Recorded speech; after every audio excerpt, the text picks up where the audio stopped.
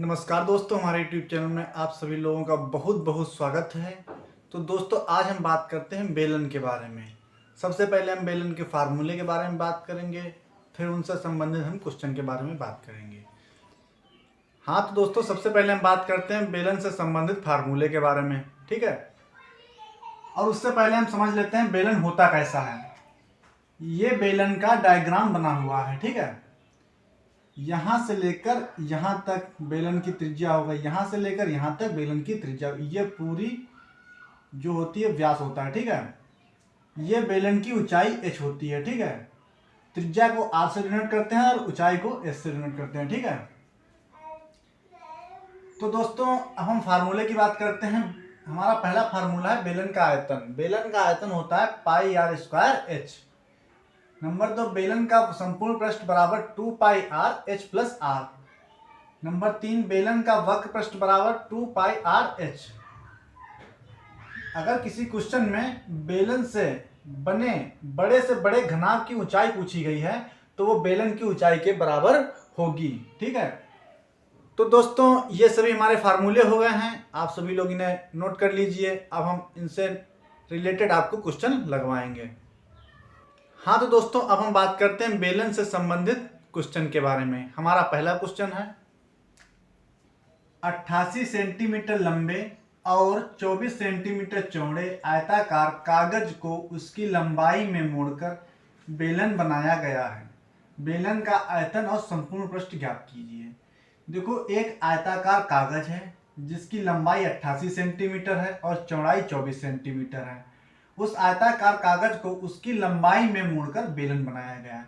तो हम एक कागज लेते हैं, फिर हम आपको समझाते हैं। ये कागज है, ठीक है दोस्तों।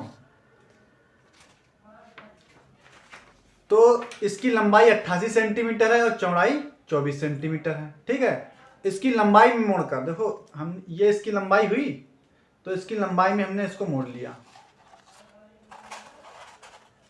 इसकी जब लंबाई में मोड़ लिया हमने, तब ये बीच वाला क्या वृत्त बन गया, बीच वाला वृत्त बन गया भाई, देखो, ठीक है। अब जो वृत्त की किनारी होती है उसको क्या कहते हैं, परिधि कहते हैं, ठीक है। अब इसकी परिधि कितनी हो गई, 88 सेंटीमीटर हो गई, ठीक है। और अब जो बेलन बना है इसकी ऊंचाई कितनी हो गई, 24 सेंटीमीटर हो गई। जैसे अब हम आपको बताते हैं,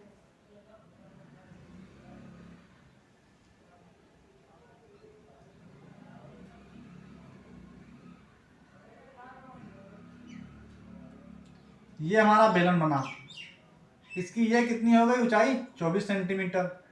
अब ये पूरा इतना, ये कितना हो गया, 88 हो गया। ये इसकी परिधि किनारी किनारी 88 हो गई, ठीक है। तो परिधि जो हमारी 88 हो गई, 88 सेंटीमीटर। जब मैंने आपको वृत्त पढ़ाया था तब मैंने आपको परिधि का सूत्र बताया था। परिधि का सूत्र बताया 2 पाई आर। परिधि का सूत्र क्या था, 2 pi r. 2 pi r equal to 88, ठीक है। यहाँ पर वैल्यू रख देते हैं, 2 गुणे पाई की वैल्यू होती है 22/7। आर का मान निकालना है, ठीक है। यहाँ से आर की वैल्यू निकाल लेते हैं। आर बराबर जो यहाँ गुणे में है उधर भाग में पहुंच जाएगा, जो भाग में है वो गुणे में पहुंच जाएगा। 88 इधर भाग में 7 है तो इधर गुणे में पहुंचेगा, जो इधर गुणे में वो भाग में पहुंच जाएंगे। 22 चक्कू 88, 2 दूनी 4, आर इक्वल टू 7 दूनी 14 सेंटीमीटर। आर की वैल्यू निकल आई हमारी, ठीक है। अब आर की वैल्यू निकल आई। अब पूछा क्या गया है, आयतन और संपूर्ण पृष्ठ, ठीक है। एच की वैल्यू दी गई है, एच की वैल्यू कितनी दी गई है, 24 सेंटीमीटर। आयतन निकालना है, तो बेलन का आयतन मैंने आपको कितना बताया था, पाई आर स्क्वायर एच। यहाँ वैल्यू रख देते हैं, पाई की वैल्यू 22/7, आर की वैल्यू 14, 14 का स्क्वायर, एच की वैल्यू 24, तो 22/7 स्क्वायर है तो 14 गुणे 14 लिख सकते हैं इसको, गुणे 24, 7 दूनी 14, 22 दूनी 44, गुणे 14 गुणे 24। अब आप सभी लोग इनकी कैलकुलेशन कर लीजिए। तो इनकी कैलकुलेशन जब आप करेंगे तो इनका मतलब गुणा आएगा 13,700,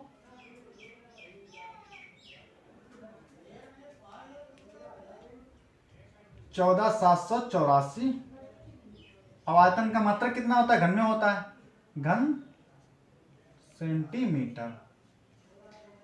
ठीक है दोस्तों, ये हमारा आयतन निकल आया। और अब पूछा गया है संपूर्ण पृष्ठ।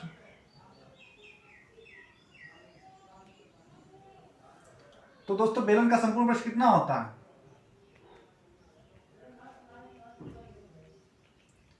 2πr(h+r) होता है।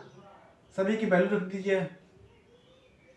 2 गुणे पाई की वैल्यू 22/7, आर की वैल्यू 14, एच की वैल्यू 24, आर की वैल्यू 14। ठीक है, तो ये हो गया 7 दूनी 14, 22 दूनी 44 गुणे 2 और 24 और 14 38, 88 गुणे 38। आप सभी लोग इनकी गुणा कर लीजिए। ठीक है, इसका मान आएगा 3344 वर्ग। और संपूर्ण पृष्ठ का मात्रक क्या होता है? वर्ग सेंटीमीटर। तो दोस्तों इस प्रकार हमारा आयतन भी निकल आया है और संपूर्ण पृष्ठ भी निकल आया है। ठीक है दोस्तों, अब हम बात करते हैं क्वेश्चन दूसरे की। दो बेलनाकार गिलासों की त्रिज्याओं में 1:3 का अनुपात है। उनकी ऊंचाइयों में 1:3 का अनुपात है। उनके आयतनों का अनुपात ज्ञात कीजिए। देखो त्रिज्याओं में भी 1:3 का अनुपात है और जो ऊंचाई है उनमें भी 1:3 का अनुपात है। तो दोस्तों हम बात करते, देखो इसको हम पहली त्रिज्या मान लेते हैं R1, पहली त्रिज्या R1। ठीक है, तो मैंने आपको बताया था अगर अनुपात दिया है तो एक्स वाई को भी चीज मान सकते हैं उनके साथ में। ठीक है, तो हम यहाँ पर यह है 1 है तो हम इसको x मान लेते हैं। ठीक है, ये हो गया x। R2 कितना हो जाएगा? 3x हो गया। अब बात करते हैं यहाँ की ऊंचाइयों में। तो पहली ऊंचाई मान लेते हैं h1 बराबर, इसको मान लेते हैं y। ठीक है, ये वाली हो गई। दूसरी ऊंचाई 3y। पूछा गया उनके आयतन में अनुपात ज्ञात कीजिए। भाई दो बेलन हैं तो पहले बेलन का आयतन बटे दूसरे बेलन का आयतन। ठीक है, तो दूसरे बेलन का आयतन यहां हो गया बराबर, पहले बेलन हमने बताया था बेलन का आयतन कितना होता है? πr² होता है। तो पहले और दूसरे का पूछा गया है तो πr1² h1। ठीक है, दूसरे का हो जाएगा πr2² h2। ठीक है, तो πr1² h1। ठीक है, πr2² h2 हो गया है। ये पहले का हो गया, ये दूसरे का हो गया। अब सभी की वैल्यू रख देते हैं। पाई से पाई कैंसिल हो जाएगा। r1² मतलब x का स्क्वायर, h1 का मतलब y। ठीक है, r2 का स्क्वायर 3x का स्क्वायर, h2 का मतलब 3y। ठीक है, अब ये हो गया x² y, ये हो गया 3×3 9 x² गुणे 3y, y से y कैंसिल, x² से x² कैंसिल। तो ये हो गया 1/9×27। तो हमारा कितना है? पहले बेलन का आयतन अनुपात दूसरे बेलन का आयतन 1:27। तो दोस्तों इस प्रकार हमारा ये दूसरा क्वेश्चन लग गया। अब हम बात करते हैं तीसरे क्वेश्चन की और चौथे क्वेश्चन की। तो दोस्तों अब हम बात करते हैं अपने क्वेश्चन नंबर 3 और क्वेश्चन नंबर 4 की। ठीक है, तो हमारा तीसरा क्वेश्चन है, एक बेलन जिसकी त्रिज्या 7 सेंटीमीटर है तथा ऊंचाई 5 सेंटीमीटर है, तो बेलन का वक्र पृष्ठ ज्ञात कीजिए। मतलब एक बेलन दिया गया जिसकी त्रिज्या कितनी है? त्रिज्या को r से लिखते हैं, तो r बराबर 7 सेंटीमीटर हो गया। ऊंचाई कितनी है? 5 सेंटीमीटर। वक्र पृष्ठ पूछा गया है, तो मैंने आपको वक्र पृष्ठ का सूत्र क्या बताया था बेलन के?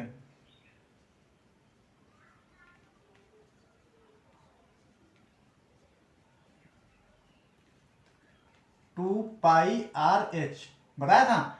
अब इन सभी की वैल्यू हम रख देते हैं। 2 गुणे पाई की वैल्यू 22/7, आर की वैल्यू 7, एच की वैल्यू 5 सेंटीमीटर। 7 से 7 कैंसिल, 22 दूनी 44 गुणे 5, ठीक है। 5 चक्कू 20, हासिल लगे 2, 5 चक्कू 20 2 22। इसका ही मात्रक वर्ग सेंटीमीटर। वक्र पृष्ठ का भी मात्रक वर्ग सेंटीमीटर मतलब वर्ग में होता है, ठीक है। तो इस प्रकार हमारा तीसरा क्वेश्चन लग गया। अब हम बात करते हैं अपने चौथे क्वेश्चन की। दो बेलनों का आयतन समान है। कोई दो बेलन दिए गए हैं जिनका आयतन समान है, उनकी ऊंचाइयों में 2:3 का अनुपात है, तो उनके व्यासों में अनुपात ज्ञात कीजिए। देखो ऊंचाइयों में अनुपात दिया गया है और व्यासों में अनुपात पूछा गया है। तो अब क्वेश्चन में दिया गया दो बेलनों का आयतन समान है, ठीक है। देखो इसमें क्या है, h1 पहली ऊंचाई, ठीक है। 2x या y, साथ में y कुछ भी मान सकते हैं, ठीक है। तो हम यहाँ पर x मानते हैं। h1 बराबर 2x हो गया, h2 बराबर 3x हो गया, ठीक है। अब क्वेश्चन में दिया गया दोनों बेलनों का आयतन समान है, तो पहले बेलन का आयतन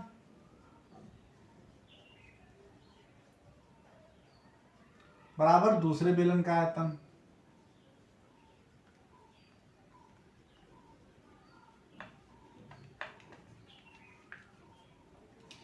फिर क्वेश्चन में हमारा दिया गया है कि दोनों बेलनों का आयतन समान है, तो हमारा देखो पहले बेलन का आयतन बराबर दूसरे बेलन का आयतन, दोनों बेलनों का आयतन समान हो गया।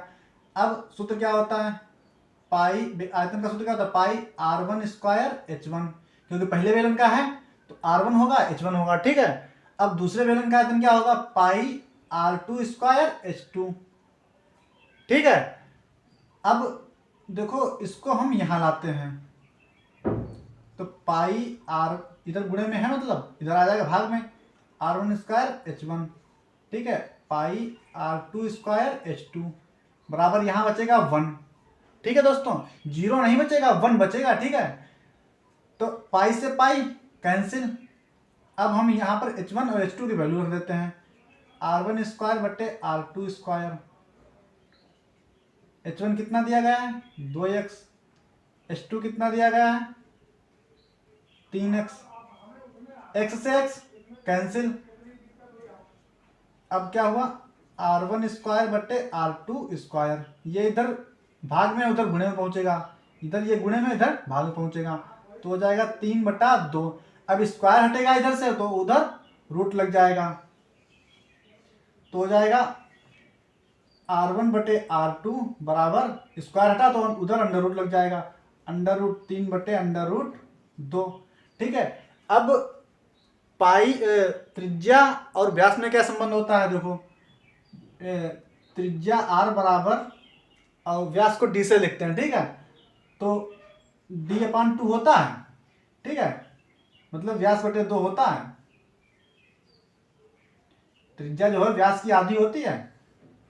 अब यहां पर हम लिखते हैं, यहां पर हम लिख सकते r1 की जगह पर d1/2 लिख सकते हैं, मतलब जो पहली त्रिज्या है वो पहले व्यास की आधी है, ठीक है।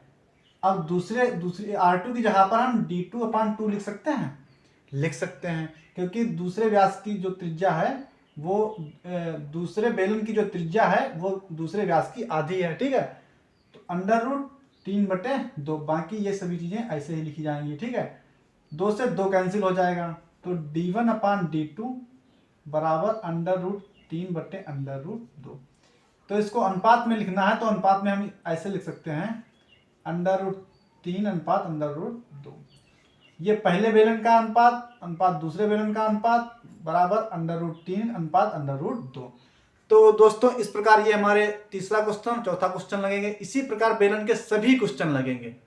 तो धन्यवाद दोस्तों।